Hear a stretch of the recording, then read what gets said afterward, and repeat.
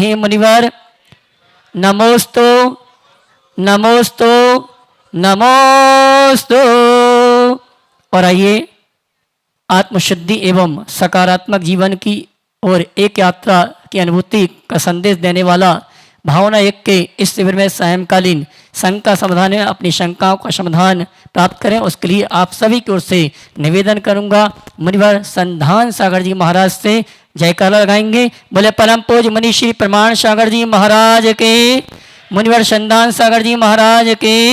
नमोस्तु गुरुवर नमोस्तु।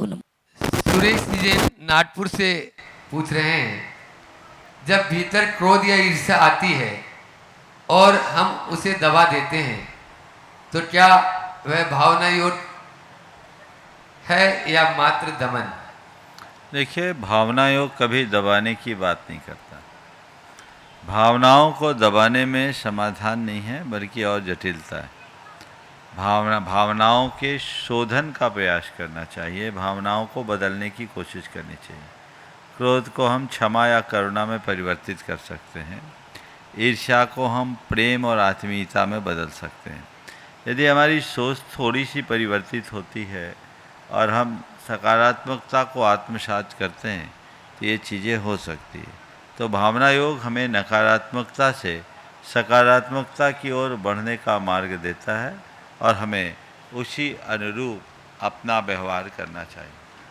पूज्य महाराज श्री जी चरणों में तेजस जी शर्मा सूरत से पूछ रहे हैं, स्वामी जी यदि किसी व्यक्ति के प्रति मन में द्वेष हो और भावना योग के समय उससे मैत्री का भाव लाना संभव न हो तो क्या करें? हम तो ये पूछते हैं, अगर आग लगी हो पानी नहीं हो तो क्या होगा? क्या होगा? आग ज्वाला बनेगी और सबको खाक करेगी। अब मन में द्वेष की अग्नि आपने जला रखी है और आपके पास कहीं से क्षमा का पानी नहीं है तो ये परिस्थितियां तो बननी है। इसे आपको व्यापकता से समझना होगा और उसे सुधारने के लिए सतत प्रयत्न भी करना होगा। जब तक वो नहीं होगा तब तक काम नहीं होगा। भावना योग हमारे जीवन में ऐसे ही परिवर्तन की बात करता है। यदि उस तरीके का परिवर्तन हम अपने भीतर कर ले तो एक सकारात्मक परिणाम सामने घटित हो सकता है।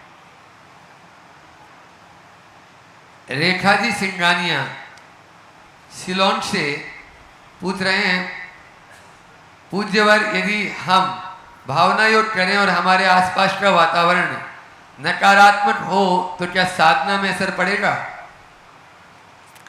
देखिए, भावना योग करने वाले को अपने अनुकूल वातावरण का पहले प्रयास करना चाहिए। अगर आसपास का वातावरण उल्टा हो तो अस्थिरता आती है। नकारात्मकता में कई तरह की स्थितियाँ आती है। किसी भी प्रकार का डिस्टरबेंस नहीं होना चाहिए, कोशिश होनी चाहिए। व्यवधान मुक्त स्थिति में आपको भावना योग करना चाहिए। फिर भी यदि ऐसी स्थितियाँ हैं तो आप अपने आप को यथासंभव उनसे अलग और अप्रभावित रखिए तो आपको उसका वांछित परिणाम प्राप्त हो जाएगा। धार से रेणुका डागा पूछ रही हैं, क्या परमात्मा दया करता है? देखिए, परमात्मा के स्वरूप को यदि हम स्वीकार करते हैं तो परमात्मा से हमें वह सब कुछ प्राप्त हो जाता है जिनकी हम अपेक्षा रखते हैं। जैन दर्शन के अनुसार यदि विचार करें तो हमारा परमात्मा तो हमारे भीतर ही है और वो हमारा निर्माता भी है और वही हमारा विध्वंसक भी है। यदि हम अपनी अंतर आत्मा की प्रेरणा से सकारात्मकता की ओर बढ़ते हैं तो इसे अपने भीतर की परमात्मा की कृपा मानो, और यदि हम नकारात्मकता की तरफ ढलक जाते हैं तो इसे उसका कोप मान सकते हैं। अभय जी पारक रीवा से पूछ रहे हैं, क्या आत्मा की आयु होती है? देखो, आप लोग बुखार नापते हैं ना? हाँ, बुखार किससे नापते हैं? हाँ, टेम्परेचर, थर्मामीटर से। थर्मामीटर से आप टेम्परेचर लेते हैं तो थर्मामीटर देख करके हम कहते हैं इसको इतना बुखार है, इतना बुखार, इतना बुखार है।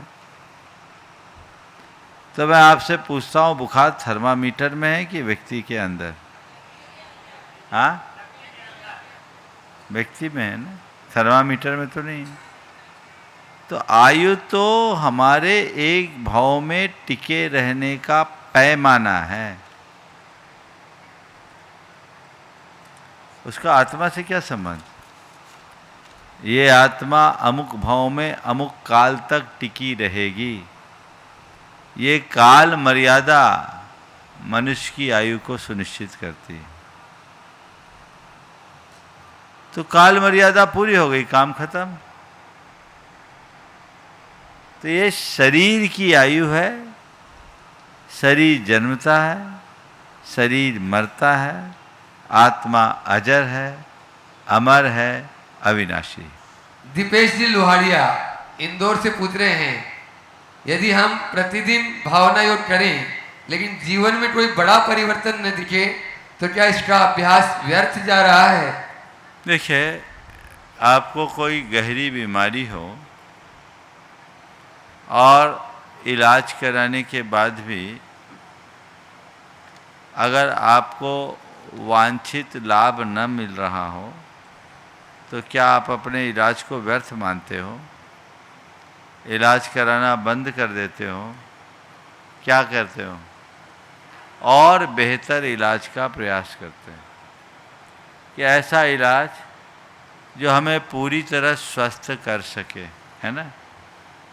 तो ऐसे ही भावना योग करने के बाद यदि वांछित परिणाम नहीं आ रहा है तो इसका अर्थ ये समझना चाहिए हम भी, हमारी कहीं कोई ना कोई कमी है, हमें उस कमी को सुधारना है और अधिक बेहतर इलाज की दिशा में आगे बढ़ना है। हाजीपुर पटना से पूछ रहे हैं कमलेश जी गंगवाल, क्या सील और संयम एक ही है?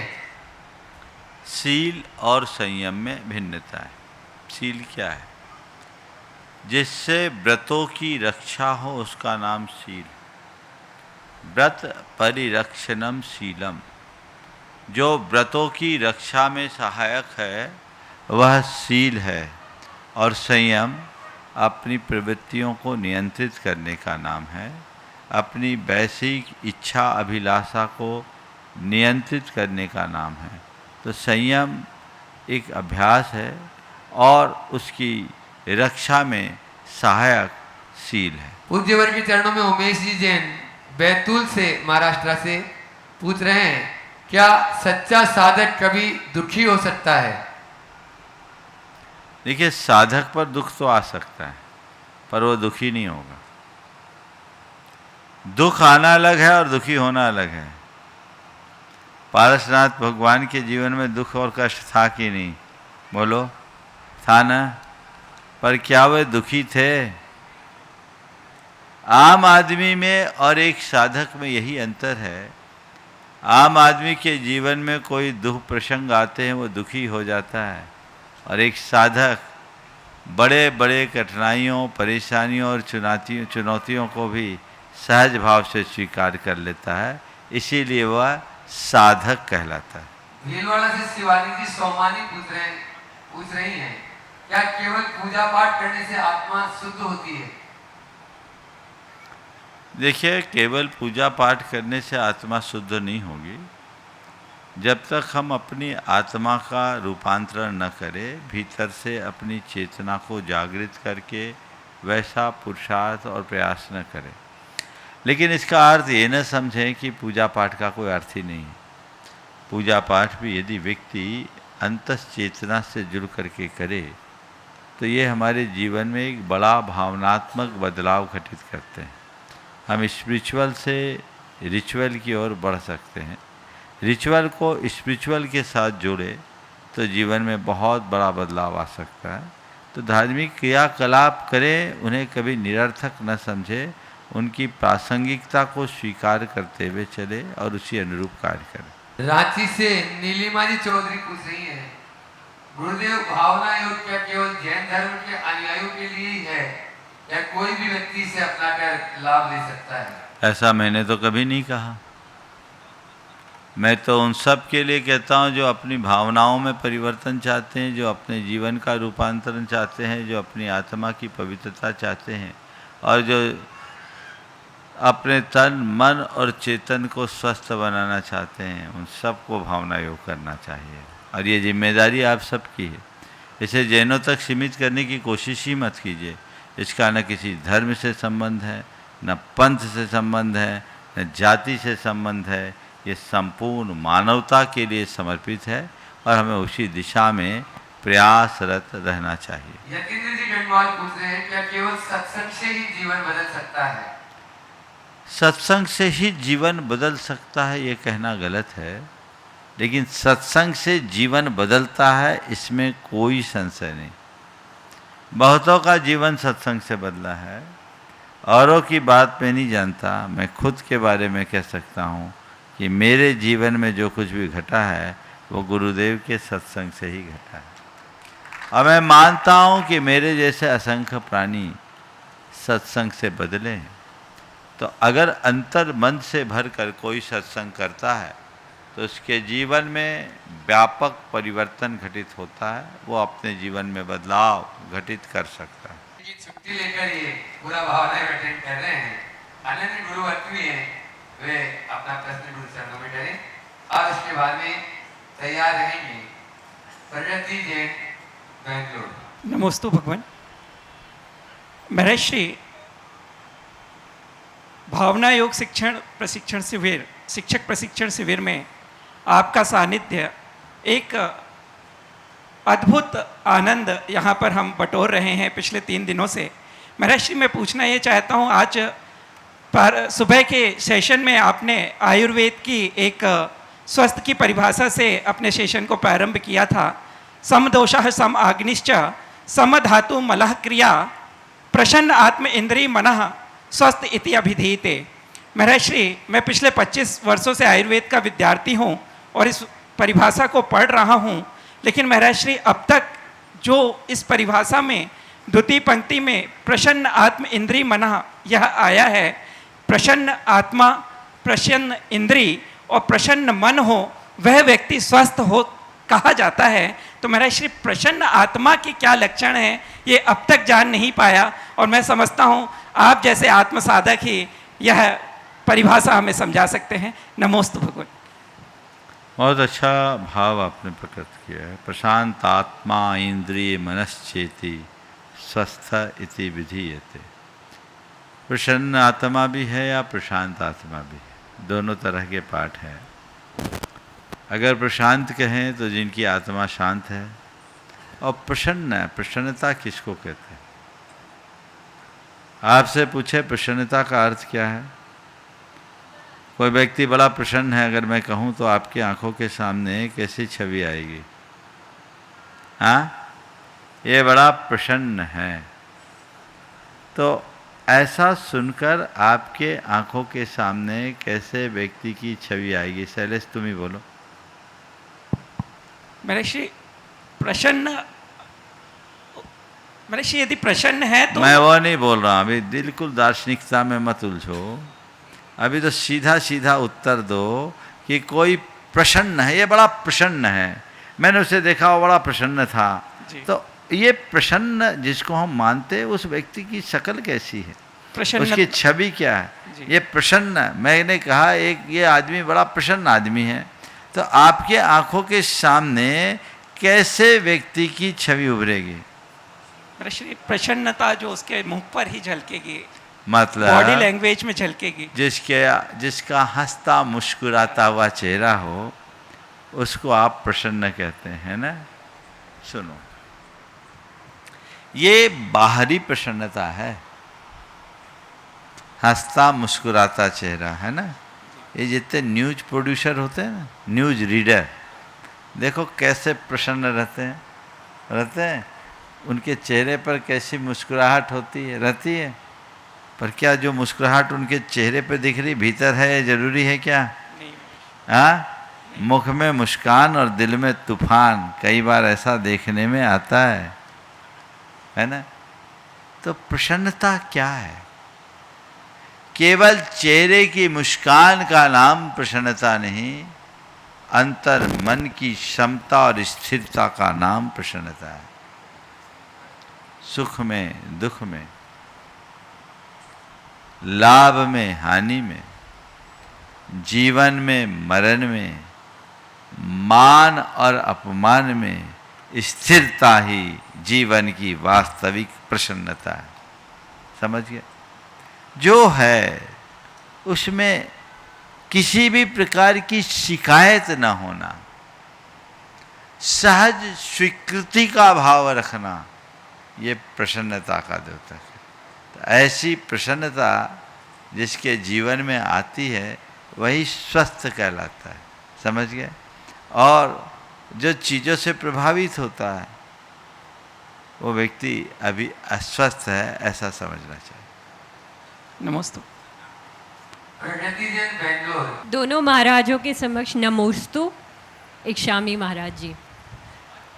महाराज जी, एक सुदृढ़ और अर्थव्यवस्था के लिए खरीद और उपभोक्तावाद का बढ़ावा दिया जाता है, और वहीं आध्यात्मिकता में संयम और सीमित उपभोक्तावाद का बढ़ावा दिया जाता है।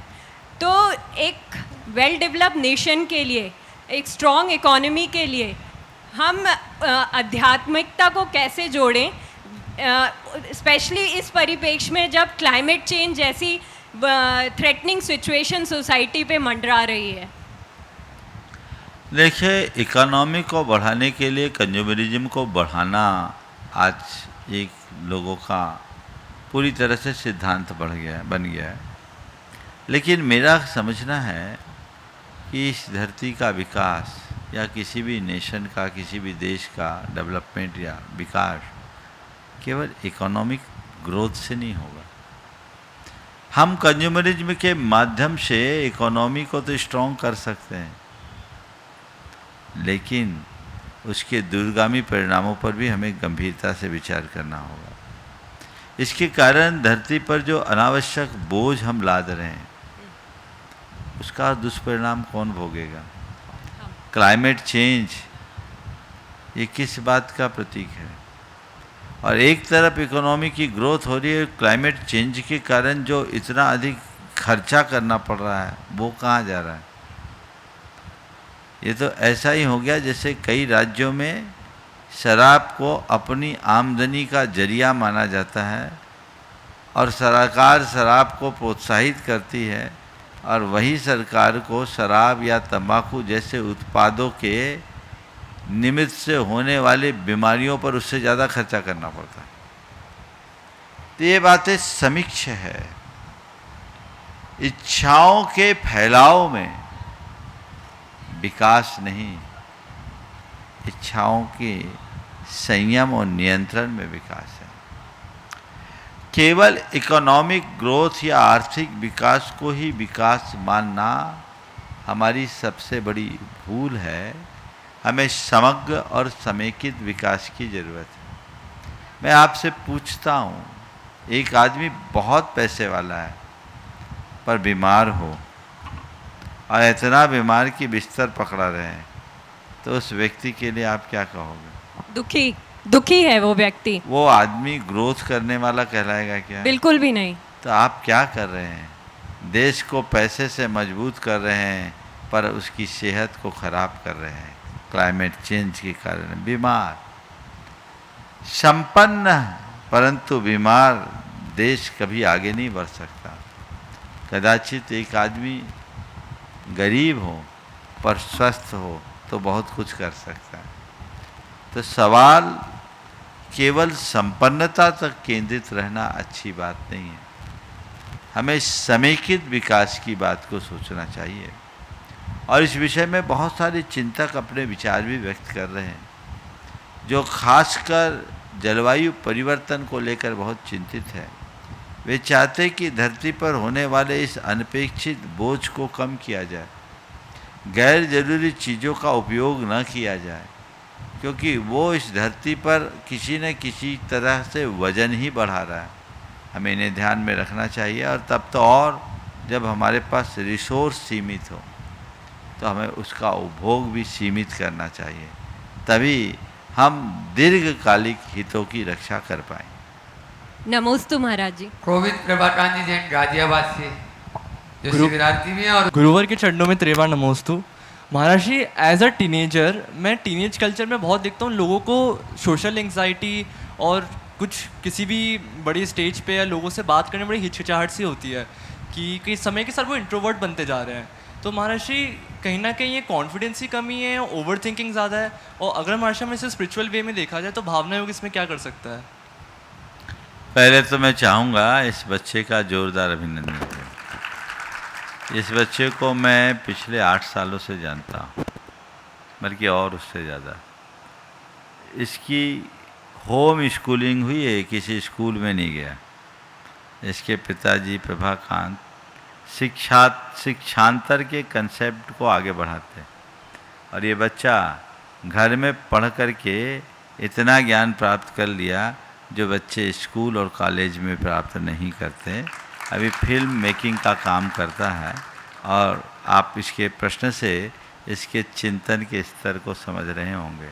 हमें इस अवधारणा को व्यापकता से समझने की ज़रूरत है और इसे भी आगे बढ़ाने के लिए प्रयास करना चाहिए। तुमने जो सवाल किया कि आज के टीनेजर्स को उसकी जो हिचकिचाहट है और ओवर थिंकिंग है, उन सबको क्या भावना योग के माध्यम से दूर किया जा सकता है? सुनिश्चित रूप से किया जा सकता है। यदि वो ढंग से नियमित भावना योग करे तो उनके जीवन में बहुत बड़ा बदलाव आएगा। उनकी प्रवृत्तियाँ संयत होगी, आदतें अच्छी होगी, और वो अपने जीवन को बेहतर बना सकता है। हमें उन्हें ठीक तरीके से समझाने की ज़रूरत है। खासकर टीनेजर्स इन सब चीज़ों को उतना महत्व नहीं देते हैं।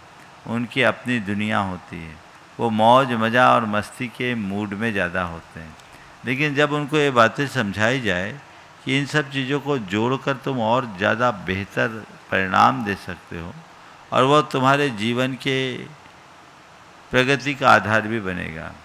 प्राय लोग स्पिरिचुअलिटी को अपने ग्रोथ में बाधक मानते हैं, पर हमें ये समझना चाहिए और समझाने का प्रयास भी करना चाहिए कि स्पिरिचुअल ग्रोथ सेल्फ ग्रोथ का आधार भी बन सकता है, और इसमें हम अपना वास्तविक विकास कर सकते हैं। जब हम उनके दिल दिमाग में अच्छी तरह से ये बात बैठाने में समर्थ हो जाते हैं तो वो बच्चे बहुत अच्छे से न केवल धर्म से जुड़ते हैं, अपितु उसके साथ अपने आप को आध्यात्मिकता से भी जोड़ पाते हैं। नमोस्तु। प्रोफेसर नीरज कुमारी जैन इंदौर। मुनिद्वय के चरणों में बारंबार नमोस्तु। छुल्लक जी महाराज के चरणों में नमस्ते। इच्छामी इच्छामी इच्छामी। महाराज श्री, आज तृतीय दिन है और मन उत्साह का जो स्तर केवल 3 दिन में, मैं कोई तुलना नहीं करना चाहता, लेकिन 6 माह का चातुर्मासिक सानिध्य भी प्राप्त हुआ। वो उत्साह हमें जो आज महसूस हो रहा है वो 6 महीने में नहीं हो पाया। एक तो ये, इसके लिए क्या कारण हो सकता है? महाराज जी, प्रश्न ये है मेरा, महाराज जी, कुछ लोग किसी भगवान विशेष की पूजन करते हैं, बड़ा आनंद आता है। अन्य भगवानों को भी पूजते हैं, 24 तीर्थंकर की एक साथ पूजन भी करते हैं। गुरु के संबंध में मैं क्या कहूँ, मैं अपनी खुद की भी बात कहूँ कि जब कॉलोनी, शहर अथवा कहीं और जिन गुरु के प्रति विशेष समर्पण होता है, बार बार दिन में 4 बार जाने की इच्छा होती है, पर कई बार ऐसा होता है कि बराबर के और काफ़ी बड़े बड़े संत शहर में और कॉलोनियों में विद्यमान होते हैं, और वो उत्साह क्यों नहीं आ पाता? ऐसी बात लौकिक शिक्षा के संदर्भ में भी है। महाराज श्री, आप मेरी इस शंका का समाधान अवश्य करें, बहुत बहुत कृपा होगी। बहुत कभी विकल्प भी होता है। ये सहज स्वाभाविक है, ये आंतरिक जुड़ाव का परिणाम। यदि कोई व्यक्ति किसी क्षेत्र में काम करता है, उसमें उसकी जितनी रुचि होती है उतना वो आगे बढ़ता है। हर व्यक्ति के प्रति एक अलग रुझान होता है। आप मुझसे पूछो तो मेरे हृदय में परम पूज्य गुरुदेव के प्रति जो स्थान है, वो स्थान इस धरती में किसी दूसरे के लिए न हुआ है न हो सकता है। ये स्वाभाविक है। क्यों? क्योंकि मैं उन्हें अपने गुरु के रूप में देखता हूँ। उनने मेरा उद्धार किया और मैं उन्हें अपना सर्वस्व मानता हूँ, स्वीकारता हूँ। तो स्वाभाविक रुचि होगी। इसी तरह यदि किसी का किसी संत विशेष, साधु विशेष या गुरु विशेष के प्रति जुड़ाव हो गया, तो उसके प्रति उसका स्वाभाविक लगाव होता है, क्योंकि वह उसका उपकारक होता है। और जो अपने उपकारी को अपने उपकारी की तरह देखता है, तो उसके प्रति उसके हृदय में कोरी श्रद्धा नहीं होती, समर्पण भी होता है। श्रद्धा समर्पण की ओर मुड़ जाती है, श्रद्धा समर्पण बन जाती है, तो वो व्यक्ति को अपने आप बरबस प्रेरित करती है। वह उससे प्रेरित होकर अपने आप खींचा चलाता है। इसलिए इस बात को लेकर के किसी भी प्रकार का विकल्प करने का कोई औचित्य नहीं। लेकिन गुरु विशेष के प्रति श्रद्धा और समर्पण रखो, बिछ जाओ, पर किसी दूसरे की उपेक्षा कभी मत करना। देव शास्त्र और गुरु, सच्चे देव शास्त्र गुरु हमारे मूल आराध्य हैं, तो हमें उनकी आराधना एक श्रावक के निमित्त जो कर्तव्य है उस भाव से जरूर करना चाहिए। सेवा सबकी करो, समर्पण एक पे रखो। ये सूत्र अपने साथ लेकर के चलोगे तो जीवन में कभी कठिनाई नहीं हो। महर्षि उपेक्षा नहीं होती, लेकिन उत्साह की थोड़ी कमी वो हो जाती है। स्वाभाविक है, होगा। वासंती असोट जी काले, संभाजी नगर और उनकी पूरी टीम साथ में। द्वय मुनि राजों के चरणों में कोटि कोटि वंदन, कोटि कोटि नमस्तु। शुल्लक जी के चरणों में इच्छामि इच्छामि इच्छामि।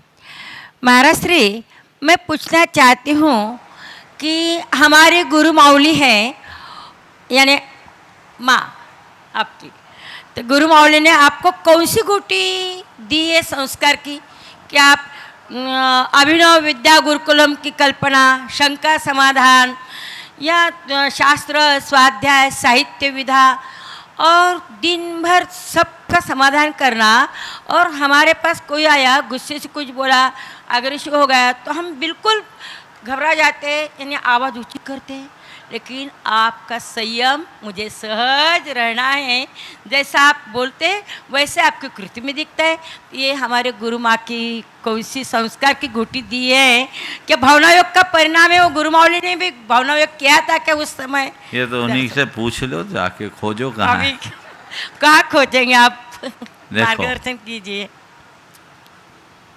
व्यक्ति के जीवन में दो बातों का बहुत महत्व होता है। एक जन्मगत संस्कार और दूसरा गुरु प्रदत्त शिक्षा। ये हमारे जीवन में बहुत महत्वपूर्ण स्थान रखते हैं।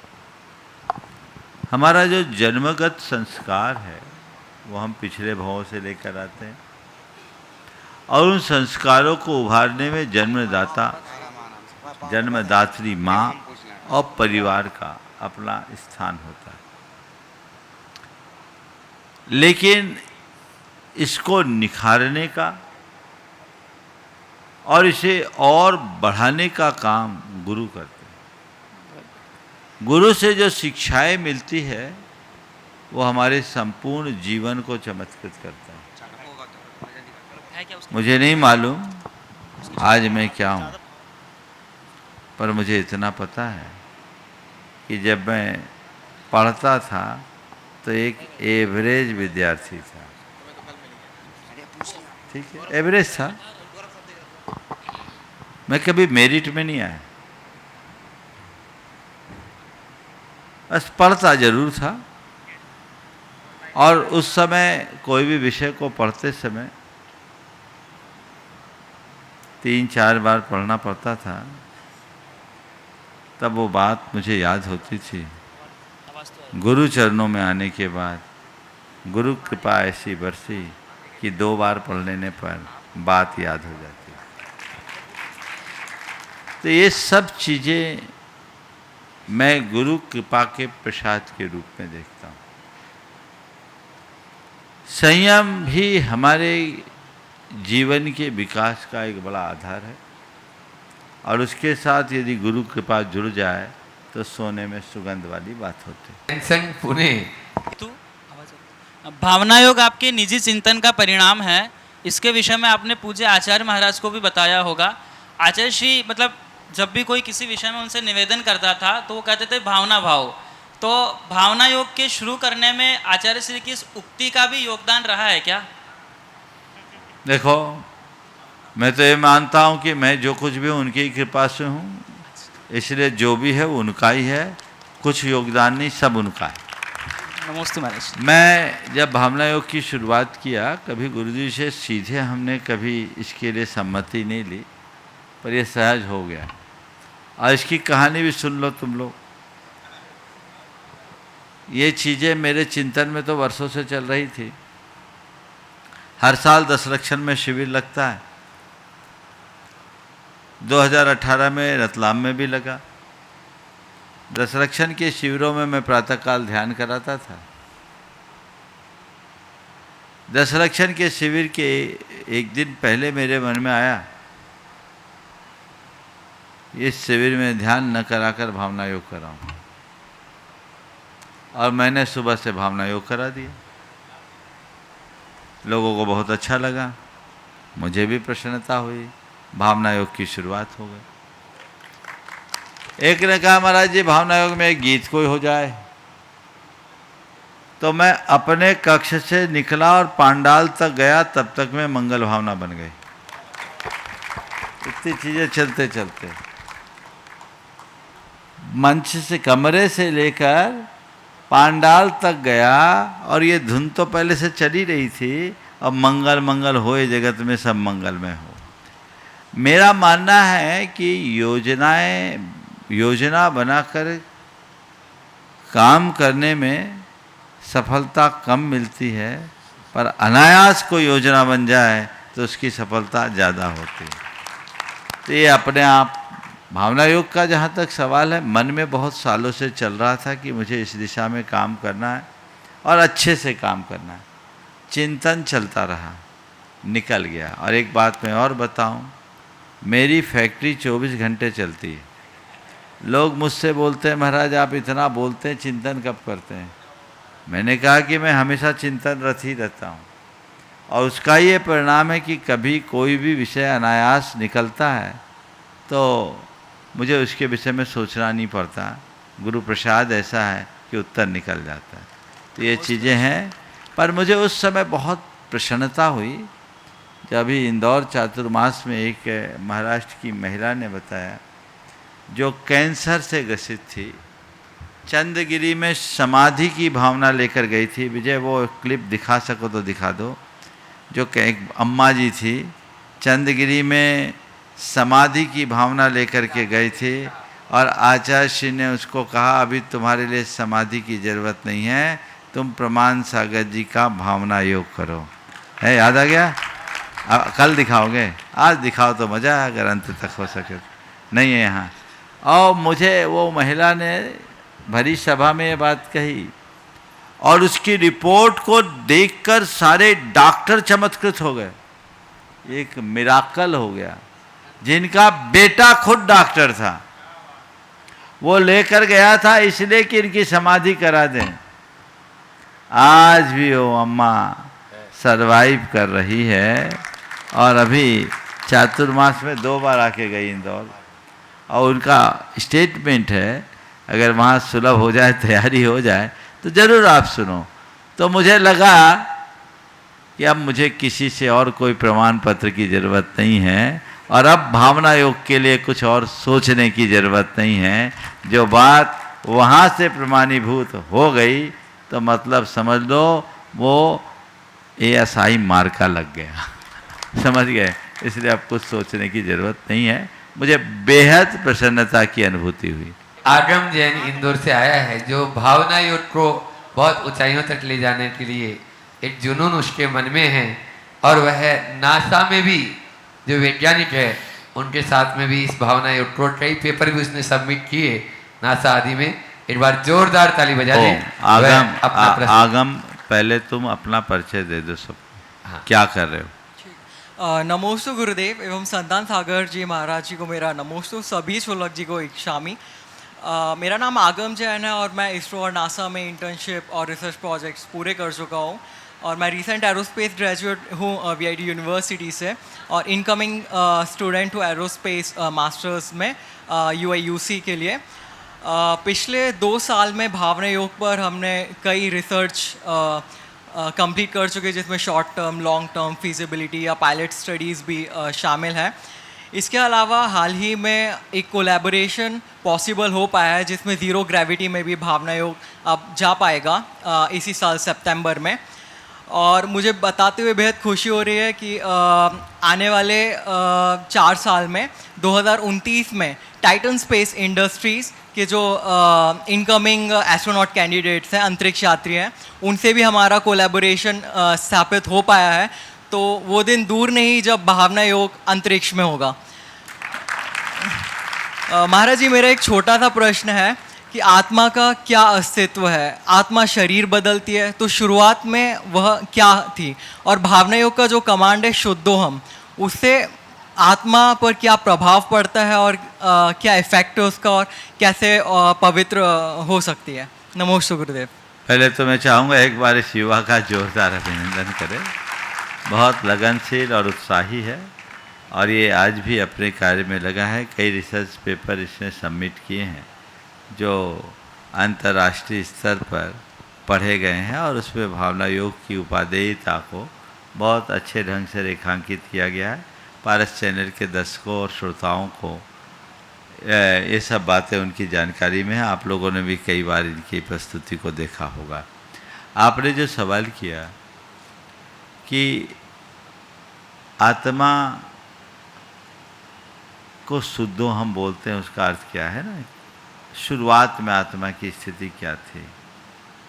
ये सवाल तो तब खड़ा होगा जब आत्मा का कोई बिगिनिंग पॉइंट हो। ये आत्मा अनादि से है, एब एटर्नो, समझिए। अनादि से आत्मा है और ये चक्र चलता आ रहा है। अब इस अनादि से जो आत्मा है यह मूलतः अशुद्ध है। जैसे घी हमें मूलतः किस पे प्राप्त होता है? घी का रॉ मटेरियल क्या है? दूध है। दूध में किसी ने घी को मिलाया है क्या? नेचुरली। दूध में घी दिखता नहीं, पर बिना दूध के घी कभी निकलता नहीं, ये सत्य है ना। ऐसे ही ये आत्मा अनादि से दूध की तरह है। कैसी है? दूध की तरह, कर्म से संयुक्त। पर जैसे दूध को प्रोसेस करके उससे घी निकाला जा सकता है, वैसे ही आत्मा भी तपः साधना से परमात्मा बन सकती। आत्मा दूध है, परमात्मा घी है। समझ गए? हाँ, आत्मा दूध है और परमात्मा घी है। तो हम आत्मा और परमात्मा के इस रहस्य को समझे। अनादि से ऐसा चला आ रहा है। शुद्धो हम जो बोला जाता है वो इसलिए बोला जाता है कि मैं स्वभावतः शुद्ध हूँ। ये विकृतियाँ है, मेरा स्वभाव नहीं। ये कर्मजन्य विकार है और मुझे अपने विकारों से ऊपर उठकर अपने स्वभाव को प्राप्त करना है, प्रयास करना है। समझ गए? आपको जो अभी जैसा बता रहे थे गुरु जी, उस महिला ने क्या कहा उसकी आवाज में सुनिए। हाँ, माता ने, महिला ने, माता जी ने क्या कहा देख लीजिए। महाराज जी, मुझे 10 साल से तो कैंसर है, लेकिन आपने जो बताया वो नमोकार मंत्र लिखने से भावना से मैं ठीक जा रही। फिर पिछले साल बहुत तकलीफ हुई कि डॉक्टर ने जवाब दे दे के आप कोई नहीं है। और वो मेरा ननन का बेटा था, वो बोले अंदर कुछ बचा ही नहीं, कहाँ ऑपरेशन करूँ, कहाँ ख़त्म करूँ, कुछ समझ में नहीं आता। मैं बोली सल्लेख ना ले लूँ क्या था? वो मायूस होकर हाँ बोला। फिर मैं मेरा बेटा और पुणे का आशीष शाह, वो ननन का ही बेटा है, वो दोनों मिलके आचार्य श्री के निवेदन देने गए सल्लेखना की। आचार्य श्री ने बोले उनको लेके आओ, तो मुझे लेके गए। फिर आचार्य श्री 10 जून को मिले तो बोले आपको क्या करना है? मैं बोले धर्म छोड़ना नहीं, मुझे ऑपरेट तो करना ही नहीं, अब सल्लेख लेने हैं। तो बोले आप सल्लेखना का टाइम नहीं है, वो प्रमाण सागर जी महाराज जो बोलते हैं ना वो भावना करते रहो, और नमोकार जो मंत्र लिखने को बोले ना वो भी ब्रह्म मुहूर्त लिखते रहो। आज तक मैं वही करते आई हूँ, मैं सही सलामत हूँ। नहीं तो अन्न खा नहीं पाती, सब यूरिन के थोड़ निकल जाता था, एक कण भी नहीं खा पाती थी। तो अब सब ठीक हो गया महाराज। इतना ज़बरदस्त धर्म और भावना योग है कि मैं कैसे बताऊँ। मैं फाइल लाई है पूरी महाराज जी, इसको देखना है तो देख लो, कि कोई भी डॉक्टर नहीं बोलेगा कि इससे बचाएगा। वो डॉक्टर मुझे ही नमस्कार करते हैं कि कैसे आपको मेरा भी नमस्ते बोल देना महाराज जी को। बहुत सुंदर। एक बार बहन जी का माता जी का जोरदार अभिनंदन कीजिए। महाराज जी, हाँ। अभी ये दादी का फोन भी आया था, आपका शंका समाधान देख रही है। वो बोल रही थी कि अभी भी मैं भावना योग करती हूँ, मेरे पेट में गांठ था, वो गांठ भी अब खत्म हो गया, जल्द से जल्द आपका साक्षात दर्शन करने के लिए आना चाह रही है। चातुर्मास का जगह पूछ रही थी, मैं जरूर से जरूर आऊंगी और नमोस्तु निवेदित किया। बहुत सुंदर, वो नियमित श्रोता आप है। लोग जोरदार ताली बजाए जो वहां तक पहुंच जाए, जो दादी वहां घर बैठे इस का समाधान को सुन रही है। हाँ, और अब प्रशांत जी जन यूएनआई को मैं बुलाऊं, उससे पहले जो अहरनीश गुरु सेवा में लगे रहते हैं, ऐसे विटकी भाई, विवेक भाई गुणायतन ट्रस्टी भी हैं, और उसके बाद में उनके साथ में नीरज जी जैन एडवोकेट जो इंदौर से अपने बीच में, वे साथ में रहेंगे। हाँ बोलो जल्दी। महाराज जी नमोस्तु। महाराज जी, महाराज जी आज एक अत्यंत हर्ष का विषय है। अपने गुणायतन के अध्यक्ष श्री विनोद जी काला के सुपुत्र राहुल ने साउथ अफ्रीका में आयोजित कॉमरेड्स अल्ट्रा मैराथन में भाग लिया था, जिसमें 91 किलोमीटर की दौड़ हुई थी, जो डरबल शहर में समाप्त हुआ था। राहुल भैया ने इसे 11 घंटा 32 मिनट और 19 सेकंड में दौड़ पूरा किया और सफलतापूर्वक रेस में फिनिश किया। पिछले साल भी इसने इस दौड़ में भाग लिया था और इस साल भी इन्होंने लिया था। इन्होंने इस साल भी कंप्लीट किया और कॉमरेड मैराथन ने इसे ट्विंस मेडल से सम्मानित भी किया। बहुत सुंदर। नमोस्तु महाराज। बहुत सुंदर, बहुत सुंदर। नमोस्तु महाराज जी। महाराज जी आज जो है महाराज जी आज एक नई खबर वापस से आई, जिसकी तलाश काफ़ी दिनों से चल रही थी। शिलोंग में एक हत्याकांड हुआ था हाल ही में। उस हत्याकांड में जिसमें एक नवविवाहिता ने विवाह के केवल 1 महीने के भीतर ही अपने पति की हत्या करवा दी, क्योंकि वह किसी और से प्रेम करती थी। इस घटना ने समाज के सामने एक गंभीर प्रश्न खड़ा कर दिया है। दोष किसका है? उस परिवार का जिसने जबरदस्ती विवाह कराया, उस युवक का जिसने विवाह से पहले लड़की की भावनाओं को जानने की कोशिश नहीं की, या उस लड़की का जिसने विवाह किया और फिर अपने निर्दोष पति की जान ले ली। गुरुवर, ऐसी घटनाओं से आज की पीढ़ी को हम क्या सीख और मार्गदर्शन दें? कृपया इस विषय में आपके विचार साझा अभी करें। थोड़ी देर पहले प्रशांत ने मुझे बताया, मुझे तो इसकी कोई जानकारी नहीं, क्योंकि समाचार पत्र पढ़ता नहीं, न्यूज में देखता नहीं। लेकिन ये घटना बहुत ही गंभीर और चिंतनीय। इस तरह की घटनाएं सुन करके मन स्तब्ध हो जाता है। 1 महीना विवाह को नहीं हुआ, कहते हैं हनीमून मनाने के लिए जाने वाली दंपति के साथ उसकी पत्नी उसकी हत्या करा दे। मुझे नहीं मालूम इसकी सच्चाई क्या है, लेकिन यदि ऐसी बातें सच है तो बहुत चिंताजनक। आपने पूछा इसमें दोष किसका है? मैं तो पूरी की पूरी व्यवस्था को दोषी मानता हूँ। बच्चों को विवाह से पूर्व सब चीज़ें स्पष्ट करनी चाहिए। माता पिता को भी चीज़ें समझ करके काम करना चाहिए, और जिनसे विवाह कर रहे हैं उनसे अपनी स्थितियाँ स्पष्ट करके ही करना चाहिए। लेकिन ये विवाह की जो व्यवस्थाएं हैं ऐसी होती, उसकी जड़ को पहले से मिटाना चाहिए। बचपन से ही बच्चों का लालन पालन इस तरीके से करना चाहिए कि ऐसे स्टेप वो ले ही ना, वो अपनी मर्यादा का हनन ही ना करे। हम मर्यादाएं सिखाते नहीं हैं, बाद में आदेश थोपते हैं, तो इस तरह की घटनाएं घट जाती है। और लोग भी हैं थोड़े दिन के लिए दुख, क्षोभ या चिंता प्रकट करके अपने कर्तव्यों की पूर्ति कर लेते हैं। हमें इससे एक सीख लेनी चाहिए पूरे देश को कि बच्चों के परवरिश को लेकर लोग गंभीर बने, क्योंकि आने वाला समय और भयानक होता दिख रहा है। यदि ऐसी स्थिति बनी रही तो आने वाली पीढ़ी का क्या हाल होगा। और इस तरह की घटनाओं को देखकर तो लोग विवाह से ही दूर भागने लगेंगे। कई लोग हैं जो इसी वजह से विवाह करना पसंद नहीं करते और सब खुला रहना चाहते हैं। मैं खुला शब्द का प्रयोग कर रहा हूँ, जो मुझे शायद नहीं भी करना चाहिए, लेकिन लोग ऐसी स्वतंत्रता चाहते हैं। ये उचित नहीं है। हमें अपनी सांस्कृतिक परंपरा को सुरक्षित रखना चाहिए और हमारी परंपरा तभी सुरक्षित रह पाएगी जब हम अपने मर्यादा को सुरक्षित रख पाएंगे।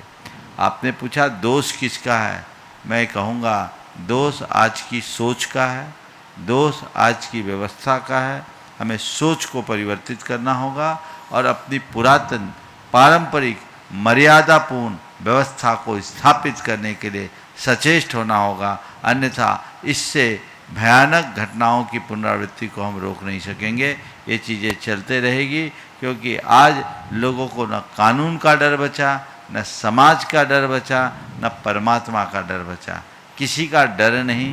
तो जब व्यक्ति पूरी तरह से डर से मुक्त हो जाते हैं तो उनकी ऐसी ही अमानवीय प्रवृत्तियाँ हो जाती हैं। नमस्ते गुरुदेव, नमस्ते। हाँ, अपने बीच में यूएनआई प्रशांत जी यहाँ पर उपस्थित हैं, वे अपना प्रश्न कर रहे हैं। उसके नमोस्तु महाराज जी। मंच पर विराजमान मुनि श्री को भी सादर नमोस्तु और सभी क्षुल्लक महाराज जी को इच्छामी। महाराज जी, मेरा जो प्रश्न था वो इंदौर वाले और शिलांग की घटनाक्रम से ही था। मेरे पूर्व वक्ता ने इसके बारे में सवाल पूछ लिया है, लेकिन मैं थोड़ा इसके पहले इस घटनाक्रम पर जो अभी तक खबरें आई उस पर प्रकाश डालना चाहता हूँ। महाराज जी, ये इंदौर का 2 प्रतिष्ठित परिवारों का मामला है। रघुवंशी समाज से वो लोग आते थे और 4 महीने पहले वो अरेंज मैरिज हुई थी, तय हुई थी, और 11 मई को शादी होने के बाद 20 तारीख को वो लोग शिलांग वगैरह घूमने निकले थे। 23 मई को पता चला कि उन दोनों का मोबाइल से संपर्क टूट गया है और वो लोग तरह तरह की आशंकाएं व्यक्त की जाने लगी थी उस समय कि शायद लूट की कोई घटना हुई हो। इस बीच 2 जून को उसके पति की डेड बॉडी मिल जाती है वहाँ। एक बिल्कुल डेजर्ट एरिया था, डेजर्ट मतलब सुनसान इलाके में, और पुलिस पर भी, मेघालय के लोगों पर भी, यहाँ के लोगों ने, परिवार वालों ने तरह तरह के आरोप लगाए कि वो लोग लोकल वाले हैं, बाहरी लोगों को सपोर्ट नहीं करते। इस तरह से घटनाक्रम चला। लेकिन आज तड़के खबर आई कि वो जो महिला है उत्तर प्रदेश के गाजीपुर में जीवित मिली एक ढाबे से, उसने अपने परिवारजनों से संपर्क किया और परिवारजनों ने पुलिस को सूचना देके वो इस तरह से।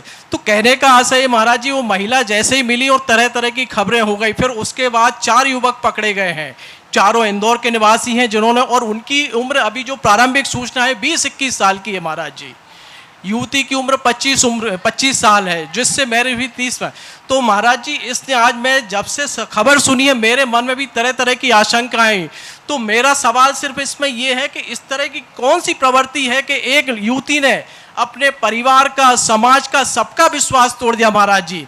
मैं भी कई तरह की आशंकाओं से ग्रसित था महाराज जी, लेकिन मैं विश्वास के लेके ये सवाल है। साथ में मैं एक अपनी भावना यहाँ अभिव्यक्त ये करना चाहता हूँ कि मैं तरह तरह की निराशावादी भाव से आया था महाराज जी, और यहाँ भावना योग का कैसा भी आवामंडल देखा कि मेरे मन से पूरी निराशा भावना चली गई है महाराज जी। तो ये तो एक मेरी भावना अभिव्यक्ति है, और सवाल यही कि इस तरह की कौन से, मतलब ऐसी कैसी मजबूरियां रही होंगी, माता पिता, भाई बहन, समाज, सबका विश्वास तोड़ के और अपने पति तक की हत्या करवा दी। लाइव लोकेशन यह घोर संवेदनहीनता का निकृष्ट उदाहरण।